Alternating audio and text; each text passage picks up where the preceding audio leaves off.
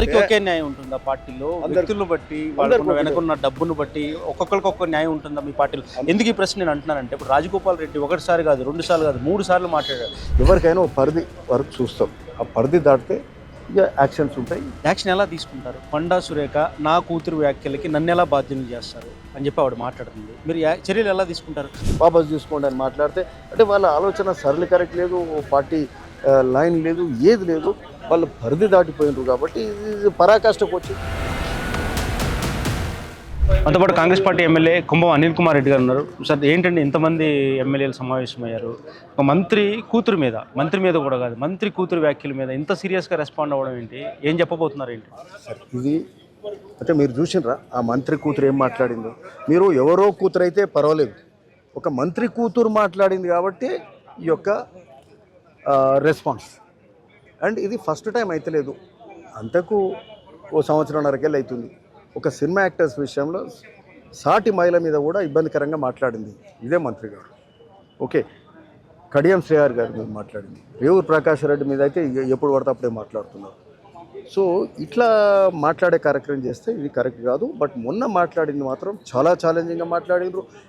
మీరు ఏం చెప్పండి, రేవూరు ప్రకాష్ రెడ్డి తోటి మేము నిలబడతాం, మీకు దమ్ముందా రేవంత్ రెడ్డి, నువ్వు వచ్చి చెయ్యి, ఏం చేస్తావు, గెలిపేస్తావా అని చెప్పి ఛాలెంజ్ చేసి మాట్లాడిన మాటలు మాత్రం చాలా తప్పు. అండ్ కొండా సురేఖ గారికి నోటీస్ ఇస్తే వారేమంటారు, ఈ నోటీస్ నాకు కాదు ఇవ్వాల్సింది, అది ఇదని మాట్లాడుతుంది. అంటే ఇది ఏంటంటే అది పొలిటికల్ కుటుంబం, ఆమె కూతురు, ఆమె లీగల్ పొలిటికల్ హెయిర్ ఆమె.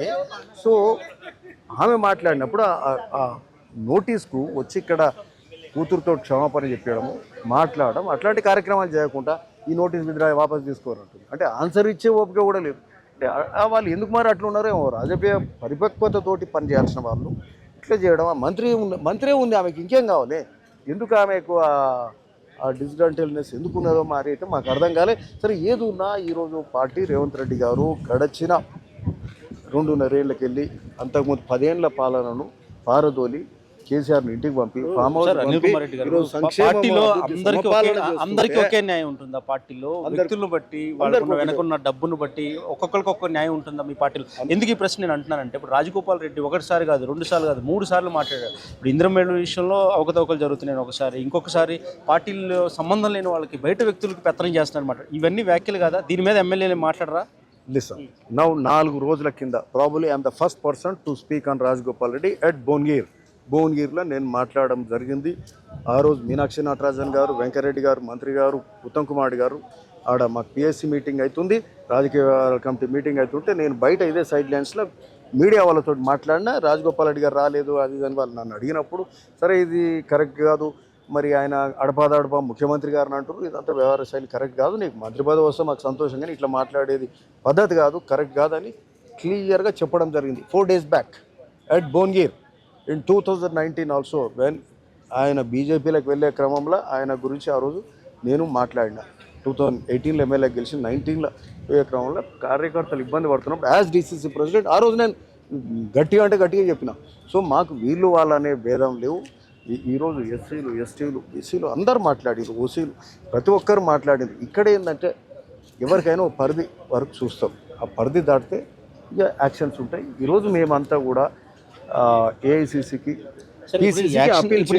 అందరూ సందేహం ఒకటే సార్, అనిల్ కుమార్ రెడ్డి గారు యాక్షన్ ఎలా తీసుకుంటారు? కొండా సురేఖ నా కూతురు వ్యాఖ్యలకి నన్ను ఎలా బాధ్యులు చేస్తారు అని చెప్పి ఆవిడ మాట్లాడుతుంది. మీరు చర్యలు ఎలా తీసుకుంటారు? ఇప్పుడు ఒక ఇంట్లో ఒక కూతురు తల్లి మాట వినాలని రూల్ ఎక్కడ ఉంది? కేసీఆర్ని కాదని చెప్పి కూతురు బయటకు వచ్చింది.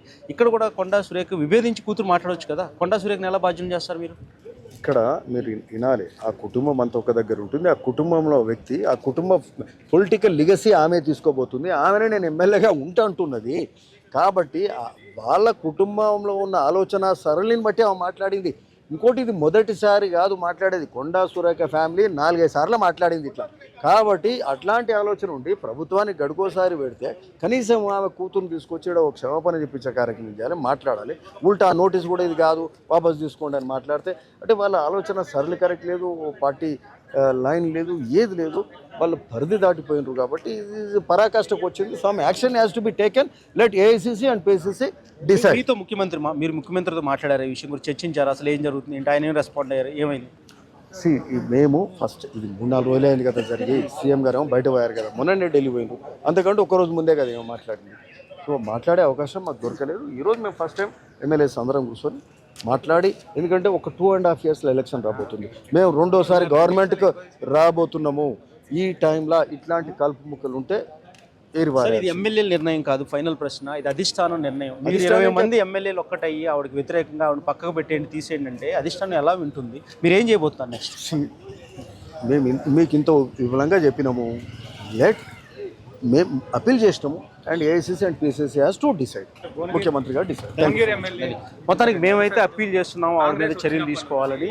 ఏ విధంగా అధిష్టానం నిర్ణయం తీసుకుంటుందో మేము చూస్తాము, దాన్ని బట్టి మేము ఆ నిర్ణయాన్ని బట్టి ముందుకు వెళ్తాము. అయితే అనేక సార్లు, ఒకసారి కాదు 2 సార్లు కాదు, ఇప్పటికీ 3 సార్లు కొండా సురేఖ కుటుంబం నుంచి, ఆ కూతురు ఉండి కొండా సురేఖ ఉండి ఇష్టం వచ్చినట్టుగా పార్టీని బదనాం చేస్తున్నారు. అది సరికాదు, వెంటనే ఆవిడ మీద చర్యలు తీసుకోవాలని చెప్పి కూడా ఎమ్మెల్యే డిమాండ్ చేస్తున్నారు. శేషు యూపీ దేశం, హైదరాబాద్.